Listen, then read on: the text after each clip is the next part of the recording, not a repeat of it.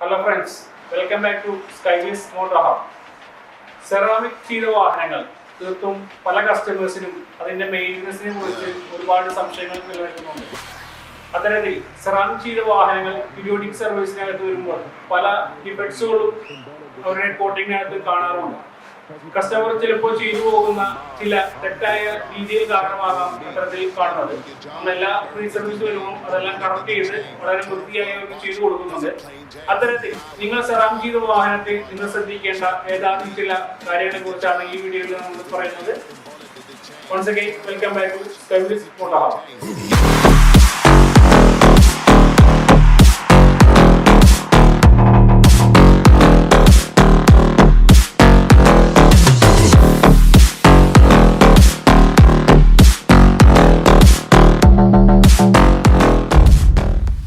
ഇന്ന് നമ്മൾ നോക്കാൻ പോകുന്നത് ഒരു വർഷമായി സൂപ്പർകാർ ഇൻ്റർനാഷണൽ 3 ഇയർ വാറൻറ്റിയോട് കൂടി ചെയ്ത അർബൻ ക്രൂയിസറിൻ്റെ മെയിൻ്റനൻസ് കോട്ട് ചെയ്യാൻ വേണ്ടിയിട്ടാണ് ഇന്ന് ഈ വാഹനം വന്നിട്ടുള്ളത്. അത്തരത്തിൽ ഓരോ മെയിൻ്റനൻസ് കോട്ടിനകത്തും ഒരുപാട് കസ്റ്റമേഴ്സിന് ഒരുപാട് ഡൗട്ടുകളുണ്ട്.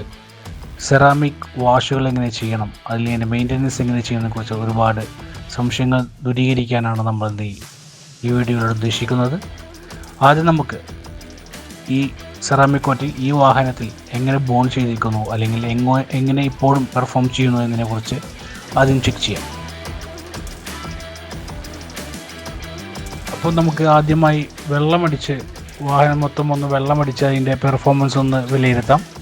തീർച്ചയായിട്ടും എല്ലാ ഡോർ പാനൽസിലും എല്ലാ പാനൽസിലും നമ്മൾ വാട്ടർ നല്ലപോലെ റിപ്പല്ലിങ് ചെയ്യുന്നുണ്ട്. അതിൻ്റെ ഹൈഡ്രോഫോബിക് എഫക്റ്റ് നല്ല രീതിയിൽ തന്നെ പെർഫോം ചെയ്യുന്നതാണ് നമ്മൾ ഇതിലൂടെ മനസ്സിലാക്കുന്നത്. മാത്രമല്ല ഈ വാഹനം കാണുമ്പോൾ തന്നെ നമുക്കറിയാം അതേ ഷൈനിങ് ഗ്ലോസും ഒരു വർഷമായിട്ടും അതേ നല്ല രീതിയിൽ തന്നെ ലഭിക്കുന്നുണ്ട്. അതിൻ്റെ ആക്ച്വൽ പെർഫോമിൽ തന്നെയാണ് ഇപ്പോൾ നിലകൊള്ളുന്നത് നമുക്ക് മനസ്സിലാക്കാം. തീർച്ചയായിട്ടും ഇത്തരത്തിൽ ഒരു കെമിക്കൽ റെസിസ്റ്റൻസ് അല്ലെങ്കിൽ വാഹനത്തിൻ്റെ മുഴുവൻ ക്വാളിറ്റിയും കീപ്പ് ചെയ്തുകൊണ്ടാണ് സൂപ്പർകാർ നമുക്ക് ഈ സെറാമിക്കിൻ്റെ പ്രോപ്പർട്ടീസ് നൽകപ്പെടുന്നത്. അത്തരത്തിൽ സെറാമിക് ചെയ്ത വാഹനങ്ങൾ മെയിൻറ്റെയിൻ ചെയ്യുമ്പോൾ അല്ലെങ്കിൽ വാഷ് ചെയ്യുമ്പോൾ ശ്രദ്ധിക്കേണ്ട കാര്യങ്ങളെക്കുറിച്ച് നമുക്കിനി പറയാം.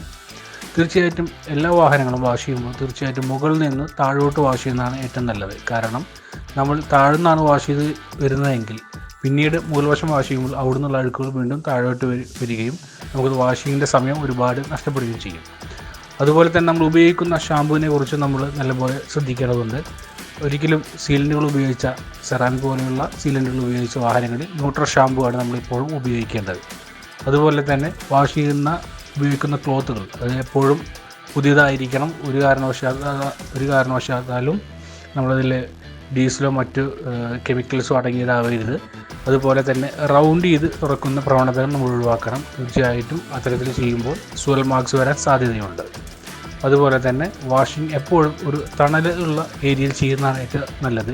ചില വാഷിംഗ് സെൻറ്ററുകൾ നമുക്ക് കണ്ടിട്ടുണ്ടായിരിക്കാം വാഷിംഗ് എപ്പോഴും ഒരു ബിൽഡിങ്ങിനകത്തായിരിക്കും, ശേഷം അത് തുടക്കുന്നത് പുറത്തിട്ട് വെയിലത്തിട്ടായിരിക്കും. ആ സമയത്ത് വാട്ടർ സ്പോട്ടിങ് കയറി പിടിക്കാൻ സാധ്യതയുണ്ട്. അത്തരത്തിൽ അതും ശ്രദ്ധിച്ചു പോകേണ്ടതാണ്. അതുപോലെ തന്നെ വാഷ് ചെയ്ത വാഹനം തുടയ്ക്കാതെ അത് വെള്ളം മാത്രം ഒഴിച്ചിട്ട് തുടയ്ക്കാതെ നിൽക്കുന്ന സാഹചര്യത്തിലും വാട്ടർ മാർക്കുകൾ ബോഡിയുടെ മേലെ പിടിക്കാൻ സാധ്യതയുണ്ട്. അതുപോലെ തന്നെ ഈയിടെ ഒരു കസ്റ്റമർക്കുണ്ടായ ഒരു പ്രോബ്ലത്തെക്കുറിച്ചും ഇപ്പോൾ നമുക്ക് പറയാം. സെറാം ചെയ്തൊരു ആഴ്ചക്കകം ആ കസ്റ്റമർ നമ്മുടെ അടുത്ത് വരികയുണ്ടായി. അദ്ദേഹത്തിൻ്റെ 2 സൈഡിലെ ഡോറുകളിലും മിററിന് താഴെയായിട്ട് ഓരോ ലൈനിങ്സ് കാണുകയുണ്ടായി. അപ്പോൾ അദ്ദേഹത്തിൻ്റെ സംശയം ഇത് എങ്ങനെ വന്നു അല്ലെങ്കിൽ ഇത് എങ്ങനെ വരാൻ പാടില്ലല്ലോ എന്നായിരുന്നു അദ്ദേഹത്തിൻ്റെ പ്രധാനപ്പെട്ട സംശയം.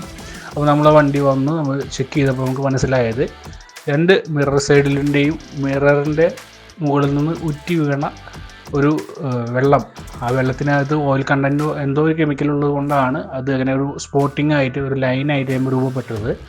അപ്പോൾ തീർച്ചയായിട്ടും നമ്മൾ സെറാമിക് ചെയ്ത വാഹനമായതുകൊണ്ട് ഇത്തരത്തിലുള്ള കാര്യങ്ങൾ പറ്റി പിടിക്കില്ല എന്നതല്ല അതിൻ്റെ വസ്തുത. ഇത്തരത്തിൽ പറ്റി പിടിച്ചാൽ പോലും നമുക്കത് ഈസി ആയിട്ട് ക്ലീൻ ചെയ്യാൻ പറ്റുമെന്നതാണ്. സാധാരണഗതിയിൽ അത്തരത്തിലുള്ള സ്പോട്ടിങ്ങുകൾ നോർമൽ ക്ലിയർ കോട്ടിന് മുകളിലാണ് വരുന്നതെങ്കിൽ തീർച്ചയായിട്ടും നമ്മൾ മെഷീൻ ഉപയോഗിച്ച് റബ്ബ് ചെയ്ത് ക്ലീൻ ചെയ്യേണ്ടി വരും. ഇവിടെ അതൊന്നും സംഭവിച്ചില്ല. നമ്മൾ ഈസി ആയിട്ട് തന്നെ അത് ക്ലീൻ ചെയ്ത് കൊടുത്തു. അതുപോലെ തന്നെ നമ്മൾ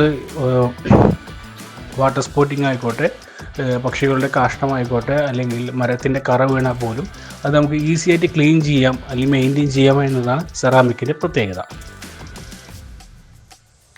അപ്പോൾ ഈ അർബൻ ക്രൂയിസറിൻ്റെ വാഷിങ്ങും മറ്റുള്ള പ്രോസസ്സും എല്ലാം കഴിഞ്ഞിട്ടുണ്ട്. നമ്മളതിന് മെയിൻ്റനൻസ് കോഡിൻ്റെ ഭാഗമായിട്ടുള്ള അതിൻ്റെ ഫൈനൽ കോഡ് സൂപ്പർ കാറിൻ്റെ ഹൈഡ്രോ കോഡ് ആപ്ലിക്കേഷനാണ് ഇപ്പോൾ നടന്നുകൊണ്ടിരിക്കുന്നത്.